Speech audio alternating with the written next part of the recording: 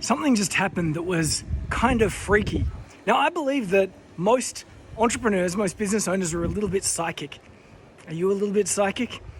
Anyway, I was just having some lunch and I've just had some eye surgery, maybe you can tell, which means my vision is not great. I'm getting a fair bit of double vision. Anyway, I was just sitting there having lunch and there was a guy that sat down next to me at the other end of a bench. It was an outdoor restaurant and he was about, I don't know, 1.5 meters away. He's eating his lunch. I'm eating my lunch. And that went on for about 10, 15, 20 minutes. And then I finished my lunch and I turned around and I don't know what it was. Maybe it was the fact that I couldn't see, so I was picking up on something different. And I just said, "Hey mate, what's keeping you busy today?" I don't know why I said it. I'm not in the habit of striking up conversations with strangers outside local cafes. But I said, "What's happening in your world today?" Something like that. And he was surprised because he didn't expect me to be talking to him. I could also tell quickly that English was his second language, so he had to interpret what it was that I said. And then he said, "Oh, my wife is having a baby. She's in the hospital." And I went, "Oh, that's amazing." And he said, "Yes, they don't have lunch, so I have to get lunch." And the poor man was sitting there waiting for his lunch to arrive while his wife is giving birth.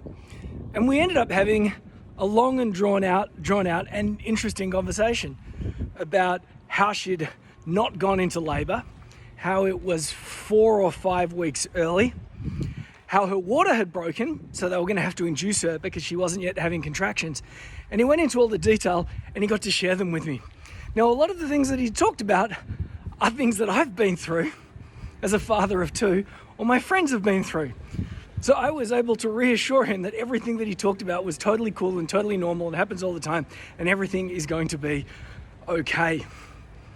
We had the conversation. I said, "I wish you all the best." He said, "Best of luck with the eye," because clearly we talked about that too. And I got on with the rest of my day. I do believe that entrepreneurs are a little bit psychic. What does this mean to you? Well, next time you have a really important decision to make, here's my advice. Here's some business advice that's blindingly obvious once you know it. Are you ready? When you've got a big decision to make and you've got 2 different options, here's what I want you to do. Flip a coin.